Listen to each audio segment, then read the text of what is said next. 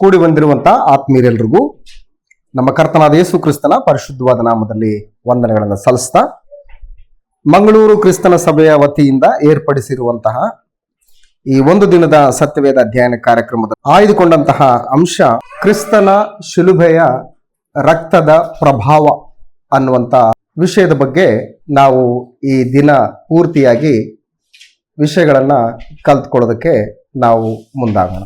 ಪ್ರಪಂಚದಲ್ಲಿ ನಮ್ಮ ಕರ್ತನಾದ ಯೇಸು ಕ್ರಿಸ್ತನ ವಿಷಯದಲ್ಲಿ ಬಹಳಷ್ಟು ಜನರು ಅನೇಕ ಸಂದೇಹಾತ್ಮಕವಾದಂತಹ ಆಲೋಚನೆಯನ್ನ ಮತ್ತು ವಿಷಯಗಳನ್ನ ಹೊಂದಿಕೊಂಡಿರ್ತಕ್ಕಂಥದ್ದು ಸರ್ವೇ ಸಾಮಾನ್ಯ. ಆ ರೀತಿ ಸಂದೇಹಾತ್ಮಕವಾದಂತಹ ವಿಷಯಗಳೇನು ಅಥವಾ ಕ್ರಿಸ್ತನ ಅಸ್ತಿತ್ವದ ಬಗ್ಗೆ ಅನುಮಾನವನ್ನ ವ್ಯಕ್ತಪಡಿಸ್ತಕ್ಕಂತಹ ಸಂಗತಿಗಳು ಯಾವುವು ಅನ್ನುವಂಥವುಗಳನ್ನ ಒಂದ್ಸಾರಿ ಆಲೋಚನೆ ಮಾಡಿದ್ರೆ, ಅವುಗಳಲ್ಲಿ ಕೆಲವರು ನಿಜವಾಗ್ಲೂ ಕ್ರಿಸ್ತನು ಈ ಭೂಮಿ ಮೇಲೆ ಶರೀರಧಾರಿಯಾಗಿದ್ನಾ ಅನ್ನುವಂಥ ಪ್ರಶ್ನೆಯನ್ನ ಹುಟ್ಟು ಹಾಕ್ತಾರೆ. ಒಂದು ವೇಳೆ ಆತನು ಇದ್ದಿದ್ದೇ ಆದರೆ ಆತನ ಕುರುಹುಗಳು ಅಥವಾ ಆತನ ಗುರುತುಗಳು ಈ ಭೂಮಿ ಮೇಲೆ ಏನಿದಾವೆ ಅಂತ ಪ್ರಶ್ನೆ ಮಾಡ್ತಾರೆ. ಈಗ ಉದಾಹರಣೆಗೆ ಮಹಾತ್ಮ ಗಾಂಧೀಜಿ ಅನ್ನುವಂಥ ಒಬ್ಬ ವ್ಯಕ್ತಿ ಇದ್ರು ಅನ್ನೋದಕ್ಕೆ ಅವರು ಧರಿಸಿಕೊಳ್ಳುವಂತಹ ವಸ್ತ್ರಗಳು, ಅವರು ತಮ್ಮ ಕಣ್ಣಿಗೆ ಹಾಕಿಕೊಳ್ತಕ್ಕಂಥ ಒಂದು ಕನ್ನಡಕ ಆಗಿರ್ಬೋದು, ಅವರು ತಮ್ಮ ಸೊಂಟಕ್ಕೆ ಕಟ್ಟಿಕೊಳ್ಳುತ್ತಿರುವಂತಹ ಗಡಿಯಾರ ಆಗಿರಬಹುದು, ಈ ರೀತಿಯಾದಂತಹ ವಸ್ತುಗಳನ್ನ ಇಟ್ಟುಬಿಟ್ಟು ಗಾಂಧೀಜಿಯವರು ಇದ್ರು ನೋಡಿ, ಅವರು ಧರಿಸ್ಕೊಳ್ತಕ್ಕಂಥ ವಸ್ತುಗಳು ಇಲ್ಲಿದ್ದಾವೆ ಅನ್ನುವಂಥದ್ದನ್ನ ತೋರಿಸಿ ಅವರ ಬಗ್ಗೆ ಇದಾನೆ ಅನ್ನುವಂಥದ್ದನ್ನ ಪ್ರತಿಪಾದಿಸ್ಕೊಳ್ತಕ್ಕಂತಹ ಅನೇಕ ಆಲೋಚನೆಗಳನ್ನ, ಅನೇಕ ವಿಷಯಗಳನ್ನ ನಾವು ಪ್ರಪಂಚದಲ್ಲಿ ಗಮನಿಸ್ತೇವೆ. ಅದೇ ರೀತಿಯಾಗಿ ಕ್ರಿಸ್ತನ ಬಳಿಗೆ ಬಂದಾಗ, ಕ್ರಿಸ್ತನು 2000 ವರ್ಷಗಳ ಹಿಂದೆ ಈ ಭೂಮಿ ಮೇಲೆ ಬಂದಿದ್ದ ಅನ್ನೋದಕ್ಕೆ ಏನ್ ಗುರುತುಗಳಿದಾವೆ ಅಂತ ಕೇಳ್ತಾರೆ. ಹಾಗೆ ಕೇಳುವಂತ ಸಂದರ್ಭದಲ್ಲಿ ಏನಿದಾವೆ ಗುರುತುಗಳು? ಆತನ ಹಾಕೊಂಡಿರ್ತಕ್ಕಂಥ ಬಟ್ಟೆಗಳಿಲ್ಲ, ಆತನು ತನ್ನ ಜೀವಿತ ಕಾಲದಲ್ಲಿ ಉಪಯೋಗಿಸ್ತಕ್ಕಂತಹ ವಸ್ತುಗಳು ಇವತ್ತು ಯಾವುದಿಲ್ಲ. ಸೊ ಹಾಗಾಗಿ ಹೋಗ್ಲಿ, ಆತನು ಸತ್ತ ಮೇಲೆ, ಆತನನ್ನ ಸಮಾಧಿ ಮಾಡಿದ ಮೇಲೆ ಆ ಸಮಾಧಿಯಲ್ಲಿ ಇರ್ತಕ್ಕಂಥ ಎಲುಬುಗಳು ಏನಾದ್ರೂ ಸಿಗ್ತಾವ ಅಂತಂದ್ರೆ ಆ ಎಲುಬುಗಳು ಕೂಡ ಇಲ್ಲ. ಸೊ ಹಾಗಾಗಿ ಈ ರೀತಿಯಾದಂತಹ ಅನೇಕ ಒಂದು ಸಂದೇಹಗಳು, ಅನುಮಾನಗಳು, ಕ್ರಿಸ್ತನ ಅಸ್ತಿತ್ವದ ಬಗ್ಗೆ ಅನೇಕ ವಿಚಾರಗಳನ್ನ ಇವತ್ತು ಪ್ರಪಂಚದಲ್ಲಿ ಕೇಳ್ತಾ ಇರ್ತೀವಿ. ಕ್ರೈಸ್ತರಾದಂತ ನಾವುಗಳು ಕ್ರಿಸ್ತನ ಅಸ್ತಿತ್ವದ ಬಗ್ಗೆ, ಕ್ರಿಸ್ತನು ಈ ಭೂಮಿ ಮೇಲೆ 2000 ವರ್ಷಗಳ ಹಿಂದೆ ಆತನು ಇದ್ದ, ದೇವರ ಸಂಕಲ್ಪಕ್ಕನುಸಾರವಾಗಿ ಜೀವಿತವನ್ನ ಜೀವಿಸಿದ, ದೇವರ ಸಂಕಲ್ಪಕ್ಕನುಸಾರವಾಗಿ ಆತನು ಸತ್ತನು, ಹೂಣಲ್ಪಟ್ಟನು, ದೇವರ ಸಂಕಲ್ಪಕ್ಕನುಸಾರವಾಗಿ ಆತನು ಎಬ್ಬಿಸಲ್ಪಟ್ಟನು ಅನ್ನುವಂತ ವಿಷಯಗಳನ್ನ ನಾವು ಏನೆಲ್ಲ ಆಧಾರಗಳೊಂದಿಗೆ ನಾವು ನಿರೂಪಿಸ್ಲಿಕ್ಕೆ ಸಾಧ್ಯ ಇದೆ, ಏನೆಲ್ಲ ಆಧಾರಗಳಿಂದ ಕ್ರಿಸ್ತನ ಅಸ್ತಿತ್ವವನ್ನ ನಾವು ಪ್ರತಿಪಾದಿಸಿಕೊಳ್ಳಲಿಕ್ಕೆ ಸಾಧ್ಯ ಇದೆ ಅನ್ನುವಂಥ ವಿಷಯಗಳನ್ನ ಒಂದ್ಸಾರಿ ಆಲೋಚನೆ ಮಾಡ್ಬೇಕಾಗುತ್ತೆ. ಹಾಗಾಗಿ ಕ್ರಿಸ್ತನ ಒಂದು ಶಿಲುಬೆಯ ಒಂದು ರಕ್ತದ ಪ್ರಭಾವ ಅದು ಎಷ್ಟರ ಮಟ್ಟಿಗಿದೆ, ಅದು ಮಾಡ್ತಕ್ಕಂಥ ಕೆಲಸ ಕಾರ್ಯಗಳೇನು ಅನ್ನುವಂಥ ವಿಷಯಗಳನ್ನ ನಾವು ಅರ್ಥ ಮಾಡ್ಕೊಂಡ್ರೆ, ನಿಜವಾಗ್ಲೂ ಕ್ರಿಸ್ತನು ಈ ರೀತಿಯಾದಂತ ತನ್ನ ಅಸ್ತಿತ್ವವನ್ನ, ಈ ರೀತಿಯಾದಂತ ತನ್ನ ಕೊಡುಗೆಯನ್ನ ಇಡೀ ಮಾನವ ಕುಲಕ್ಕೆ ದಯಪಾಲಿಸಿ ಕೊಟ್ಟಿದ್ದಾನೆ ಅನ್ನುವಂಥ ಒಂದು ವಿಷಯ ನಮಗೆ ಆಶ್ಚರ್ಯಕರವಾಗಿ ತೋರ್ತದೆ. ಹಾಗಾಗಿ ಕ್ರಿಸ್ತನ ಶಿಲುಬೆಯ ರಕ್ತದ ಒಂದು ಪ್ರಭಾವ ಏನನ್ನುವಂಥದ್ದನ್ನ ಕ್ರೈಸ್ತರಾದಂತ ನಾವೆಲ್ಲರೂ ಕೂಡ ಬಹಳ ಚಂದವಾಗಿ, ಆಳವಾಗಿ ಅರ್ಥ ಮಾಡ್ಕೊಳ್ಬೇಕಾದಂತ ಅಂಶ ಇದು. ಯಾರು ಕ್ರಿಸ್ತನ ಶಿಲುಬೆಯ ಒಂದು ರಕ್ತದ ಪ್ರಭಾವ ಮೀನ್ಸ್ ಶಕ್ತಿ, ಆ ಶಕ್ತಿಯನ್ನು ಅರ್ಥಕೊಳ್ಳಲ್ವೋ ಅವರು ನಿಜವಾಗ್ಲೂ ಕೂಡ ಕ್ರೈಸ್ತರಾಗುವುದಕ್ಕೆ ಅವರು ಅನರ್ಹರು. ಕ್ರಿಸ್ತನ ರಕ್ತದ ಪ್ರಭಾವ ಏನು, ಆತನ ಶಕ್ತಿ, ಶಿಲುಬೆಯ ರಕ್ತದ ಒಂದು ಶಕ್ತಿ ಏನನ್ನುವಂಥದ್ದು ಬಹಳ ಬಹಳ ಮುಖ್ಯವಾದಂತ ಸಂಗತಿ ಪ್ರಿಯರೇ. ಹಾಗಾಗಿ ಶಿಲುಬೆ ಮೇಲೆ ಎಷ್ಟೋ ಜನರು ಸತ್ತೋಗಿದ್ದಾರೆ. ಶಿಲುಬೆ ಮೇಲೆ ಯೇಸು ಕ್ರಿಸ್ತನು ಒಬ್ಬರೇ ಏನು ಸತ್ತೋಗಿಲ್ಲ, ಎಷ್ಟೆಷ್ಟೋ ಜನರು ಶಿಲುಬೆ ಮೇಲೆ ಸತ್ತೋಗಿದ್ದಾರೆ. ಈ ಶಿಲುಬೆ ಮೇಲೆ ಒಬ್ಬ ಮಹಾ ಅಪರಾಧಿಗಳನ್ನ ಸಾಯಿಸುವಂತ ಒಂದು ಶಿಕ್ಷೆಯನ್ನ ಪ್ರಪ್ರಥಮವಾಗಿ ಆಚರಣೆಗೆ ತಂದಂತವ್ರು ಯಾರು ಅಂತಂದ್ರೆ ಗ್ರೀಕ್ ಚಕ್ರವರ್ತಿಗಳು. ಈ ಗ್ರೀಕ್ ಚಕ್ರವರ್ತಿಗಳು ಒಬ್ಬ ಮಹಾ ಅಪರಾಧಿಯನ್ನ ಯಾವ ರೀತಿ ಅಂತಿಮವಾಗಿ ಅವರು ಶಿಕ್ಷಿಸಿ ಅವರನ್ನ ಮರಣದಂಡನೆಗೆ ಒಳಪಡಿಸ್ತಾರೆ ಅಂತಂದ್ರೆ ಅದು ಶಿಲುಬೆಯ ಮರಣ ಶಿಕ್ಷೆ. ಆ ಗ್ರೀಕ್ ಚಕ್ರವರ್ತಿಗಳು ಅನುಷ್ಠಾನಕ್ಕೆ ತಂದಿರತಕ್ಕಂತ ಈ ಶಿಲುಬೆಯ ಮರಣವನ್ನ ರೋಮಾ ಸರ್ಕಾರದವರು ಎರವಲು ಪಡ್ಕೊಳ್ತಾರೆ. ನಿಜವಾಗ್ಲೂ ಒಬ್ಬ ಘೋರವಾದಂತ ಒಬ್ಬ ಅಪರಾಧಿಗೆ ಶಿಕ್ಷಿಸುವಂತಹ ಶಿಕ್ಷೆ ರೋಮ ಸರ್ಕಾರದವರು ಶಿಲುಬೆಗೆ ಹಾಕಿ ಸಾಯಿಸಲ್ಲ. ಅವರು ಅವ್ರು ಯಾವ ರೀತಿ ಶಿಕ್ಷೆಯನ್ನ ಕೊಡ್ತಾರೆ ಅಂತಂದ್ರೆ ಶಿರಚ್ಛೇದನವನ್ನ ಮಾಡ್ತಾರೆ. ಆದ್ರೆ ಯಹೂದ್ಯರು ಕೂಡ ಒಬ್ಬ ಘೋರವಾದಂತಹ ಒಬ್ಬ ಅಪರಾಧಿಯನ್ನ ಶಿಕ್ಷಿಸುವಂತ ಒಂದು ಪರಿ ಎಂತದ್ದಂತಂದ್ರೆ ಕಲ್ಲು ಹೊಡೆದು ಸಾಯಿಸುವಂತದ್ದು. ಸೊ ಈ ರೀತಿಯಾದಂತಹ ಶಿಕ್ಷೆಯ ಒಂದು ಪ್ರಮಾಣಗಳನ್ನ ನಾವು ಚರಿತ್ರೆಯಲ್ಲಿ ಗಮನಿಸ್ತೇವೆ. ಹಾಗಾಗಿ ಯೇಸು ಕ್ರಿಸ್ತನವರು ಶಿಲುಬೆ ಮೇಲೆ ಮರಣ ಹೊಂದುವುದಕ್ಕಿಂತ ಮುಂಚೆ ಅನೇಕ ಜನರು ಕೂಡ ಶಿಲ್ಬೆ ಮೇಲೆ ಸತ್ತೋಗಿದ್ದಾರೆ. ಸೊ ಅವ್ರು ಯಾರಿಗೂ ಕೂಡ ಅವರೆಲ್ಲರೂ ಸತ್ತೋಗಿದಾರಲ್ಲ, ಅವ್ರ ಯಾರ ಸಾವಿಗೂ ಕೂಡ ಇಲ್ಲದೆ ಇರತಕ್ಕಂಥ ಶಕ್ತಿ ಪ್ರಭಾವ ಕ್ರಿಸ್ತನ ಸಾವಿಗೆ, ಕ್ರಿಸ್ತನ ಶಿಲುಬೆಯ ಮೇಲೆ ಸುರಿಸಿದಂತ ಒಂದು ರಕ್ತಕ್ಕೆ ಯಾವ ರೀತಿಯಾದಂಥ ಶಕ್ತಿ ಇದೆ, ಯಾವ ರೀತಿಯಾದಂಥ ಒಂದು ಪ್ರಭಾವವಿದೆ ಅನ್ನುವಂಥದ್ದು ನಮ್ಮ ಮುಂದಿರ್ತಕ್ಕಂತಹ ಒಂದು ದೊಡ್ಡದಾದಂಥ ಪ್ರಶ್ನೆ. ಹಾಗಾಗಿ ರಕ್ತ ಅಂತ ಅಂದ ತಕ್ಷಣ ಯಾರಿಗೂ ಕೂಡ ರಕ್ತ ಅಂತಂದ್ರೆ ಪ್ರೀತಿನ, ಅದು ರಕ್ತ ಅಂದ್ರೆ ಪ್ರೀತಿ ಅಲ್ಲ. ಯಾರಾದ್ರೂ ಕೆಲಸ ಮಾಡ್ಬೇಕಾದ್ರೆ ಒಂಚೂರು ಕೈಗೆ ಏನಾದ್ರೂ ಪೆಟ್ಟಾಯ್ತು ಅಂತಂದ್ರೆ ಟಕ್ ಅಂತೇಳಿ ಏನ್ ಮಾಡ್ತೀವಿ, ಬಾಯಲ್ಲಿ ಕೈ ಇಟ್ಕೊಂಡ್ಬಿಡ್ತೀವಿ. ಏನಕ್ಕೆ? ರಕ್ತ ಸುರಿತಾ ಇದೆ. ರಕ್ತ ಸುರಿದ್ರೆ ಏನಾಗುತ್ತೆ? ರಕ್ತ ಸುರಿದ್ರೆ ನಿನ್ ಪ್ರಾಣ ಹೋಗುತ್ತೆ ಅಂತ ಹೇಳ್ತೇನೆ. ಹಾಗಾಗಿ ರಕ್ತ ಮಾನವನ ಜೀವಿತಕ್ಕೆ, ಮಾನವನು ಜೀವಿಸ್ಬೇಕು ಅಂತಂದ್ರೆ ಬಹಳ ಮುಖ್ಯವಾದಂತ ಒಂದು ಪದಾರ್ಥ ರಕ್ತ. ಹಾಗಾಗಿ ರಕ್ತದ ಒಂದು ಶ್ರೇಷ್ಠತೆಯನ್ನ ದೇವರು ತನ್ನ ಗ್ರಂಥದಲ್ಲಿ ಬರೆಸಿದ್ದಾರೆ. ಕ್ರಿಸ್ತನ ಶಿಲುಬೆಯ ರಕ್ತದ ಪ್ರಭಾವವನ್ನು ಕಲ್ತ್ಕೊಳ್ಳೋದಕ್ಕಿಂತ ಮುಂಚೆ ಈ ರಕ್ತದ ಶ್ರೇಷ್ಠತೆ ಏನು ಅನ್ನುವಂಥದ್ದನ್ನ ನಾವು ಮೊದಲು ತಿಳ್ಕೊಳ್ಬೇಕಾದಂತ ಅವಶ್ಯಕತೆ ಇದೆ. ಹಾಗಾಗಿ ರಕ್ತದ ಒಂದು ಶ್ರೇಷ್ಠತೆಯನ್ನು ನಾವು ಗಮನಿಸಿದ್ರೆ ಆದಿಕಾಂಡ ಪುಸ್ತಕ 9ನೇ ಅಧ್ಯಾಯ 3ರಿಂದ 6ನೇ ವಚನದಲ್ಲಿ ವಿಷಯವನ್ನು ನಾವು ಗ್ರಹಿಸಿದ್ರೆ, ಆದಿಕಾಂಡ ಪುಸ್ತಕ 9ನೇ ಅಧ್ಯಾಯ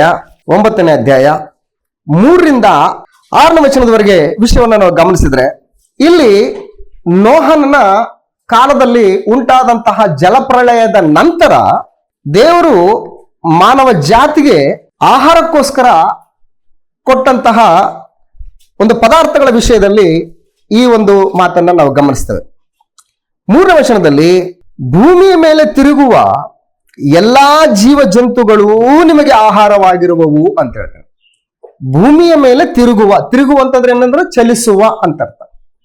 ಚಲಿಸುವ ಎಲ್ಲಾ ಜೀವ ಜಂತುಗಳೂ ನಿಮಗೆ ಆಹಾರವಾಗಿರುವವು. ನಾನು ನಿಮ್ಮ ಆಹಾರಕ್ಕೆ ಪೈರುಗಳನ್ನು ಕೊಟ್ಟಂತೆ ಇವುಗಳನ್ನೂ ಕೊಟ್ಟಿದ್ದೇನೆ. ಆದರೆ ರಕ್ತದಿಂದ ಕೂಡಿರುವ ಮಾಂಸವನ್ನು ನೀವು ತಿನ್ನಬಾರದು, ರಕ್ತವು ಜೀವವಷ್ಟೇ ಅಂತ ಹೇಳ್ತಾರೆ. ಹಾಗಾಗಿ ಪ್ರಾರಂಭದಲ್ಲಿನೇ ದೇವರು ರಕ್ತಕ್ಕೆ ಒಂದು ವಿಶೇಷವಾದಂತ ಒಂದು ಸ್ಥಾನವನ್ನ ಕೊಡ್ತಾ ಇದ್ದಾನೆ. ಎಲ್ಲ ಭೂಮಿ ಮೇಲೆ ಚಲಿಸುವಂತಹ, ಭೂಮಿ ಮೇಲೆ ತಿರುಗುವಂತಹ ಎಲ್ಲಾ ಜೀವಜಂತುಗಳು ನಿಮಗೆ ಆಹಾರವಾಗಿರ್ತವೆ. ಆದ್ರೆ ಒಂದು ಕಂಡೀಷನ್ ಏನಂತಂದ್ರೆ, ಆ ತಿರುಗುವ ಭೂಮಿ ಮೇಲೆ ತಿರುಗುವ ಎಲ್ಲಾ ಜೀವಜಂತುಗಳ ರಕ್ತ ಮಾತ್ರ ನೀವೇನ್ ಮಾಡಬಾರ್ದು, ನೀವು ತಿನ್ನಬಾರ್ದು. ಏನಕ್ಕೆ ಅಂತಂದ್ರೆ ಆ ರಕ್ತ ಜೀವ, ಅದು ಜೀವ ಇದೆ ಅದರಲ್ಲಿ ಅಂತ ಹೇಳಿ. ಹಾಗಾಗಿ ರಕ್ತದ ಬಗ್ಗೆ ಒಂದು ಶ್ರೇಷ್ಠವಾದಂತ ಒಂದು ಆಲೋಚನೆ ಪ್ರತಿ ಮನುಷ್ಯರಲ್ಲೂ ಕೂಡ ದೇವರು ಉಂಟು ಮಾಡ್ತಾ ಇದ್ದಾನೆ. ಯಾಕೆ ಉಂಟು ಮಾಡ್ತಾ ಇದ್ದಾನೆ ಅಂತಂದ್ರೆ, ಆ ರಕ್ತದಿಂದ ಒಂದು ದೊಡ್ಡದಾದಂತ ಒಂದು ಕಾರ್ಯವನ್ನ ದೇವರು ಮಾಡ್ಲಿಕ್ಕಿದ್ದಾನೆ. ಆ ಮಾಡ್ಲಿಕ್ಕಿರ್ತಕ್ಕಂತಹ ಆ ಕಾರ್ಯವನ್ನ ದೇವರು ಜಗದುತ್ಪತ್ತಿಗೆ ಮೊದಲೇನೆ ಏನ್ ಮಾಡಿದಾನೆ, ಆಲೋಚನೆ ಮಾಡಿದಾನೆ ಅಂತ ಹೇಳಿ. ಹಾಗಾಗಿ ಮನುಷ್ಯರ ಆಲೋಚನೆಗಳಲ್ಲಿ ರಕ್ತಕ್ಕೆ ಒಂದು ಶ್ರೇಷ್ಠವಾದಂತ ಒಂದು ಸ್ಥಾನವನ್ನ ಕೊಟ್ಟಿರ್ತಕ್ಕಂಥದ್ದನ್ನ ಈ ಒಂದು ಭಾಗದಲ್ಲಿ ನಾವು ಗಮನಿಸ್ತೇವೆ ಪ್ರೇರೆ. ಸೊ ಹಾಗಾಗಿ ದೇವರು ಈ ಒಂದು ರಕ್ತದ ಒಂದು ಶ್ರೇಷ್ಠತೆಯನ್ನ ನಾವು ಗಮನಿಸುವಾಗ ಯಾಜಕಕಾಂಡ ಪುಸ್ತಕದಲ್ಲಿ ಕೂಡ ಈ ರಕ್ತದ ಒಂದು ಶ್ರೇಷ್ಠತೆ ಏನು ಎಂಬುದನ್ನ ಇಲ್ಲಿ ನಮಗೆ ತಿಳಿಪಡಿಸ್ತಾ ಇದ್ದಾನೆ. ಯಾಜಕಕಾಂಡ ಪುಸ್ತಕ 17ನೇ ಅಧ್ಯಾಯದಲ್ಲಿ 10 ಮತ್ತು 11, 12ನೇ ವಚನದಲ್ಲಿ ಆ ರಕ್ತ ಏನಕ್ಕೆ ಅನ್ನುವಂಥದ್ದನ್ನ ನಮಗೆ ಸೂಚಿಸ್ತಾ ಇದ್ದಾನೆ.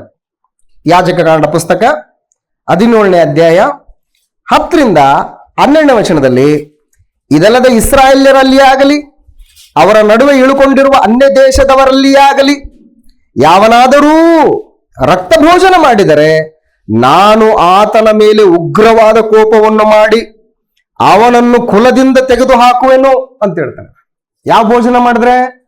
ರಕ್ತ ಭೋಜನ ಮಾಡಿದ್ರೆ ಅವನನ್ನು ಉಗ್ರವಾಗಿ ನಾನು ಶಿಕ್ಷಿಸಿ ಏನ್ ಮಾಡ್ತೀನಿ, ಉಗ್ರವಾದ ಕೋಪವನ್ನ ಆತನ ಮೇಲೆ ಬರಮಾಡಿ ಅವನನ್ನು ಕುಲದಿಂದ ತೆಗೆದಾಕ್ತೀನಿ ಅಂತಂದ್ರೆ ರಕ್ತಕ್ಕೆ ಒಂದು ಶ್ರೇಷ್ಠವಾದಂತ ಒಂದು ಸ್ಥಾನವನ್ನ ದೇವರು ಇಲ್ಲಿ ಕೊಡ್ತಾ ಇದ್ದಾನೆ.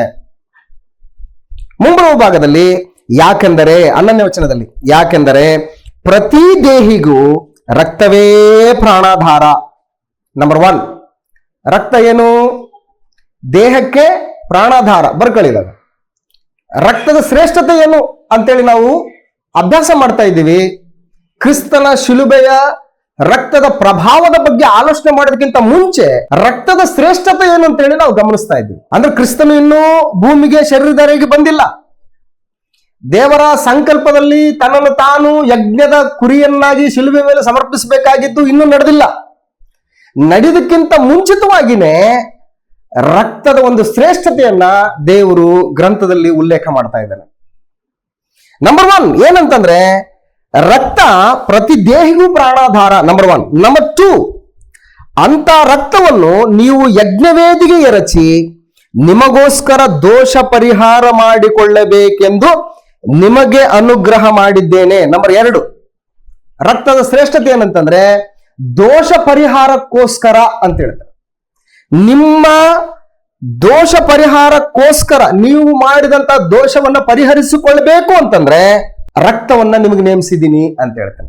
ಸೊ ಹಾಗಾಗಿ ನಿಮಗೆ ಅನುಗ್ರಹ ಮಾಡಿದ್ದೀನಿ. ಯಾವುದಕ್ಕೋಸ್ಕರ ಅನುಗ್ರಹ ಮಾಡಿದ್ದೀನಿ ಅಂದ್ರೆ ನಿಮ್ಮ ದೋಷಗಳ ಪರಿಹಾರಕ್ಕೋಸ್ಕರ ರಕ್ತವು ಅನುಗ್ರಹ ಮಾಡಿದ್ದೀನಿ ಅಂತ ಹೇಳ್ತಾನೆ.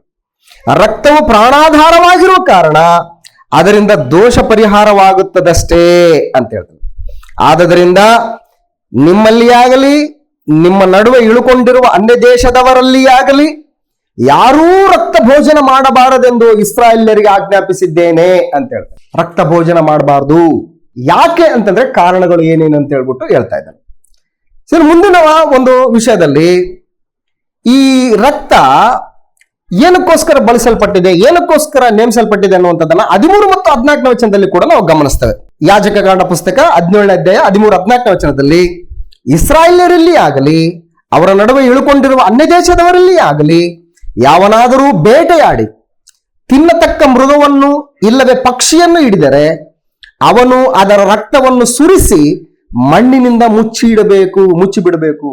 ಒಂದು ಪ್ರಾಣಿಯನ್ನ ನೀನು ಬೇಟೆಯಾಡಿದ್ರೆ ಅಥವಾ ಒಂದು ಪಕ್ಷಿಯನ್ನು ಬೇಟೆಯಾಡಿದ್ರೆ ನೀನು ಅದರ ಮಾಂಸವನ್ನು ತಿನ್ನೋದಕ್ಕಿಂತ ಮುಂಚೆ ಅದರಲ್ಲಿರ್ತಕ್ಕಂಥ ರಕ್ತನ ನೀನು ಏನ್ ಮಾಡ್ಬೇಕು? ಸಂಪೂರ್ಣವಾಗಿ ಆ ದೇಹದಿಂದ ಹೊರಗಾಕ್ಬೇಕು. ಅದನ್ನ ಹೊರಗಾಕಿ ಅದನ್ನ ಮಣ್ಣಲ್ಲಿ ಏನ್ ಮಾಡ್ಬೇಕು? ನೀನು ಮುಚ್ಚಬೇಕು ಅಂತ ಹೇಳ್ತಾನೆ. ಮುಚ್ಚಿಡ್ಬೇಕು. ಯಾಕೆ ಅಂತಂದ್ರೆ ಪ್ರತಿ ದೇಹಿಗೂ ರಕ್ತವೇ ಪ್ರಾಣಾಧಾರ.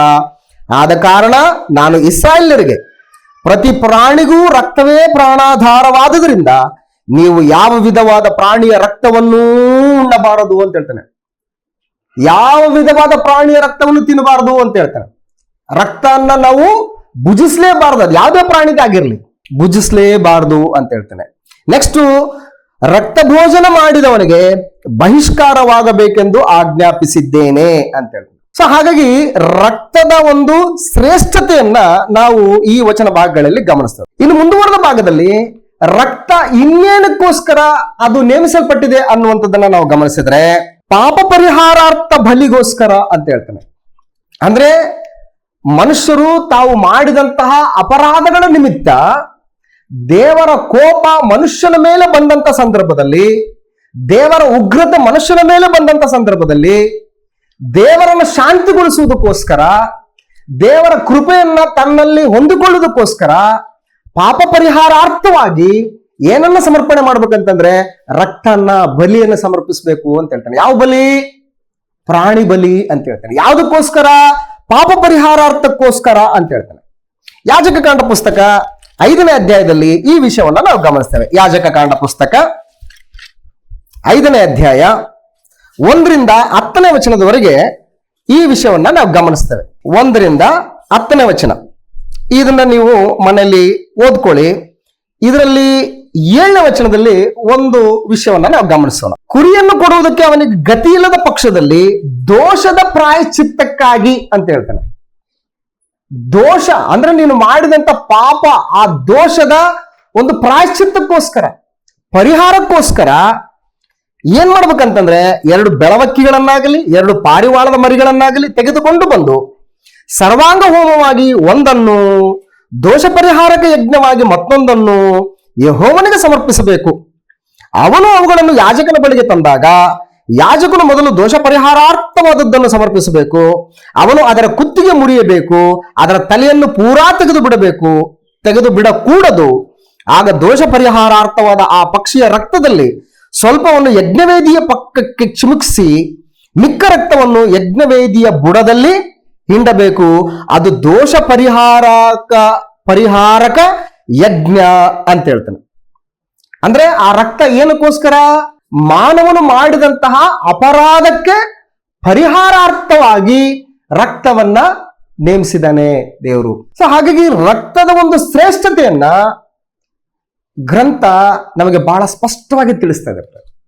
ಇನ್ನು ಮುಂದುವರೆದ ಭಾಗದಲ್ಲಿ ಸಮಾಧಾನ ಬಲಿ ಮೊದಲನೇದಾಗಿ ಪಾಪ ಪರಿಹಾರಾರ್ಥ ಬಲಿಯಾಗಿ ರಕ್ತವನ್ನ ಸಮರ್ಪಿಸಬೇಕಾಗುತ್ತೆ, ಪ್ರಾಣಿದಾಗ್ಲಿ ಪಕ್ಷಿದಾಗ್ಲಿ.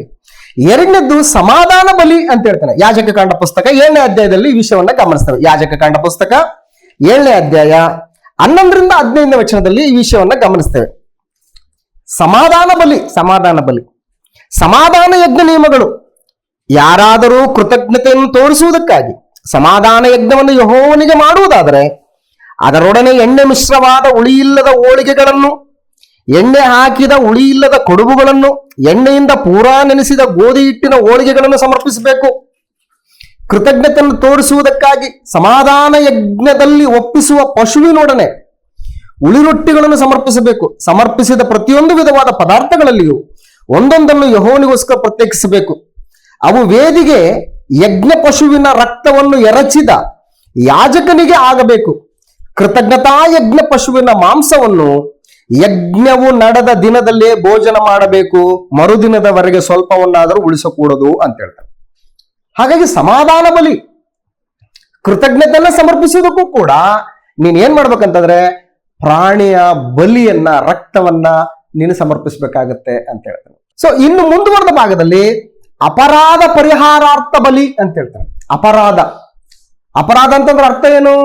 ಆಜ್ಞೆಯನ್ನ ಅತಿಕ್ರಮಿಸುವಂಥದ್ದು ಅಪರಾಧಗಳು. ಅವೆಲ್ಲ ದೇವರ ಸಂಕಲ್ಪಕ್ಕೆ ವಿರುದ್ಧವಾಗಿ ನಡ್ಕೊಳ್ತಕ್ಕಂಥದ್ದು ಅಪರಾಧ. ಆ ರೀತಿಯಾದಂತಹ ಅಪರಾಧನ ಮಾಡಿ ದೇವರ ಕೋಪಕ್ಕೆ ಗುರಿಯಾಗಿದ್ದಂತ ಒಬ್ಬ ವ್ಯಕ್ತಿ ದೇವರ ಕೋಪದಿಂದ ನೀನು ಪಾರಾಗಬೇಕು ಅಂತಂದ್ರೆ ಏನ್ ಮಾಡ್ಬೇಕಂತಂದ್ರೆ ಅಪರಾಧ ಪರಿಹಾರಾರ್ಥ ಬಲಿ ಅಥವಾ ಪ್ರಾಯಶ್ಚಿತ್ತ ಬಲಿಯನ್ನಾಗಿ ನೀನು ರಕ್ತವನ್ನು ಸಮರ್ಪಿಸಬೇಕು ಅಂತ ಹೇಳ್ತಾನೆ. 7ನೇ ಅಧ್ಯಾಯ ಯಾಜಕ ಕಾಂಡ ಪುಸ್ತಕ 7ನೇ ಅಧ್ಯಾಯ 1ನೇ ವಚನದಲ್ಲಿ ಈ ವಿಷಯವನ್ನು ಗಮನಿಸ್ತೇವೆ. ಯಾಜಕ ಕಾಂಡ ಪುಸ್ತಕ 7ನೇ ಅಧ್ಯಾಯ 1ನೇ ವಚನದಲ್ಲಿ ಪ್ರಾಯಶ್ಚಿತ್ತ ಯಜ್ಞ ನಿಯಮಗಳು.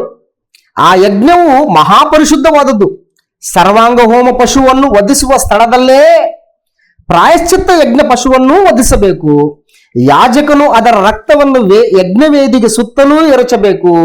ಅವನು ಅದರ ಕೊಬ್ಬನ್ನೆಲ್ಲ, ಅಂದರೆ ಬಾಲದ ಕೊಬ್ಬನ್ನು, ವಪೆಯನ್ನು, 2 ಕಾಯಿಗಳನ್ನು, ಇವುಗಳ ಮೇಲೆ ಸೊಂಟದಲ್ಲಿರುವ ಕೊಬ್ಬನ್ನು, ಕಾಳಿಜ ಮೇಲೆ ಹುರುಳಿಕಾಯಿಗಳ ತನಕ ಇರುವ ಕೊಬ್ಬನ್ನೂ ತೆಗೆದು ಯಜ್ಞವೇದಿಯ ಮೇಲೆ ಯೆಹೋವನಿಗೆ ಹೋಮ ಮಾಡಬೇಕು ಅಂತ ಹೇಳ್ತಾನೆ. ಸೊ ಹಾಗಾಗಿ 2ರಿಂದ ನೀವು 10ನೇ ವಚನದವರೆಗೂ ಓದಿದ್ರೆ ಇದು ಪಾಪ ಪರಿಹಾರಾರ್ಥ ಬಲಿ, ಅಪರಾಧ ಪರಿಹಾರಾರ್ಥ ಬಲಿ ಅಂತ ಹೇಳಿ. ಸೊ ಹಾಗಾಗಿ ರಕ್ತವನ್ನ ಯಾವುದಕ್ಕೋಸ್ಕರ ಎಲ್ಲ ನೇಮಿಸಿದ್ದಾನೆ ದೇವರು, ರಕ್ತದ ಶ್ರೇಷ್ಠತೆ ಏನು ಅನ್ನುವಂಥದ್ದನ್ನ ನಾವುಗಳು ಮೊದಲು ಅರ್ಥ ಮಾಡ್ಕೊಳ್ಬೇಕಾಗತ್ತೆ. ಹಾಗಾಗಿ ಈ ರೀತಿಯಾದಂತಹ ಪರಿಹಾರಕ್ಕೋಸ್ಕರ ನೇಮಿಸಲ್ಪಟ್ಟಂತಹ ರಕ್ತ ಯಾವ ರೀತಿಯಾಗಿರ್ಬೇಕಂತಂದ್ರೆ ಅದು ಪರಿಶುದ್ಧವಾಗಿರ್ಬೇಕು ಅಂತ ಹೇಳ್ತಾನೆ. ಪಶುಗಳಾಗ್ಲಿ ಅಥವಾ ಪಕ್ಷಿಗಳಾಗ್ಲಿ ಅವುಗಳೇನಾದ್ರೂ ದೋಷ ಪೂರಿತವಾದಂತಹ ರಕ್ತವನ್ನ ಸಮರ್ಪಿಸಬಾರದು. ಅಥವಾ ಕುಂಟಾದದ್ದನ್ನ, ಕುರುಡಾದದ್ದನ್ನ, ಹೂನವಾದದ್ದನ್ನ, ರೋಗದಲ್ಲಿ ಬಿದ್ದದ್ದನ್ನ ತೆಗೆದುಕೊಂಡು ಬಂದು ನಾವು ಅರ್ಪಿಸಬಾರದು. ಅದು ಪರಿಶುದ್ಧವಾಗಿರ್ಬೇಕು, ಪೂರ್ಣವಾಗಿರ್ಬೇಕು ಅಂತ ಹೇಳ್ತಾನೆ. ಸೊ ಹಾಗಾಗಿ ರಕ್ತಕ್ಕೆ ಒಂದು ಶ್ರೇಷ್ಠವಾದಂತಹ ಒಂದು ಸ್ಥಾನವನ್ನ ದೇವರು ಗ್ರಂಥದಲ್ಲಿ ಉಲ್ಲೇಖ ಮಾಡಿದ್ದನ್ನು ನಾವು ಮೊದಲು ಗಮನಿಸಬೇಕಾಗತ್ತೆ. ಸೊ ಹಾಗಾಗಿ ಇಷ್ಟೆಲ್ಲ ಒಂದು ರಕ್ತದ ಒಂದು ಶ್ರೇಷ್ಠತೆಯನ್ನು ನಾವು ಗಮನಿಸಿದ್ರೆ ಧರ್ಮಶಾಸ್ತ್ರದ ಪ್ರಕಾರ ಎಲ್ಲಾ ವಸ್ತುಗಳು ಕೂಡ ಯಾವುದರಿಂದ ಶುದ್ಧೀಕರಿಸಲ್ಪಡ್ತವಂತಂದ್ರೆ ರಕ್ತದಿಂದಲೇ ಶುದ್ಧೀಕರಿಸಲ್ಪಡ್ತವೆ. ಧರ್ಮಶಾಸ್ತ್ರ ಪ್ರಕಾರ ಎಲ್ಲಾ ವಸ್ತುಗಳು ಯಾವುದರಿಂದ ಅಂತಂದ್ರೆ ರಕ್ತದಿಂದಲೇ ಶುದ್ಧೀಕರಿಸಲ್ಪಡ್ತವೆ ಅಂತ ಹೇಳ್ತಾರೆ. ಇಬ್ರಿಯರಿಗೆ ಬರೆದ ಪತ್ರಿಕೆ 9ನೇ ಅಧ್ಯಾಯ 18ರಿಂದ 22ನೇ ವಚನದಲ್ಲಿ ಈ ವಿಷಯವನ್ನ ನಾವು ಗಮನಿಸ್ತೇವೆ. ಇಬ್ರಿಯರಿಗೆ ಬರೆದ ಪತ್ರಿಕೆ 9ನೇ ಅಧ್ಯಾಯ 18ರಿಂದ 22ನೇ ವಚನ. ಹೀಗಿರಲಾಗಿ ಮೊದಲನೆಯ ಒಡಂಬಡಿಕೆಯಾದರೂ ರಕ್ತವಿಲ್ಲದೆ ಸ್ಥಾಪಿತವಾಗಲಿಲ್ಲ. ಮೋಶೆಯು ದೇವರ ವಿಧಿಗಳನ್ನೆಲ್ಲ ಧರ್ಮಶಾಸ್ತ್ರದ ಪ್ರಕಾರ ಜನರೆಲ್ಲರಿಗೆ ಹೇಳಿದ ಮೇಲೆ ನೀರು, ಕೆಂಪು ಹುಣ್ಣೆ, ಇಸೋಪು ಕಡ್ಡಿ ಇವುಗಳೊಂದಿಗೆ ಹೋರಿ ಕರಗಳ ಮತ್ತು ಹೋತಗಳ ರಕ್ತವನ್ನು ತೆಗೆದುಕೊಂಡು ಇದು ದೇವರು ನಿಮಗೋಸ್ಕರ ವಿಧಿಸಿದ ಒಡಂಬಡಿಕೆಯನ್ನು ಸ್ಥಿರಪಡಿಸುವ ರಕ್ತವಾಗಿದೆ ಎಂದು ಹೇಳಿ ಅದನ್ನು ಗ್ರಂಥದ ಮೇಲೆಯೂ ಎಲ್ಲಾ ಜನರ ಮೇಲೆಯೂ ಪ್ರೋಕ್ಷಿಸಿದನು. ಇದಲ್ಲದೆ ಗುಡಾರದ ಮೇಲೆಯೂ ದೇವರ ಸೇವೆಗೆ ಬೇಕಾಗಿರುವ ಎಲ್ಲಾ ಉಪಕರಣಗಳ ಮೇಲೆಯೂ ಅದೇ ರೀತಿಯಾಗಿ ರಕ್ತವನ್ನು ಪ್ರೋಕ್ಷಿಸಿದನು.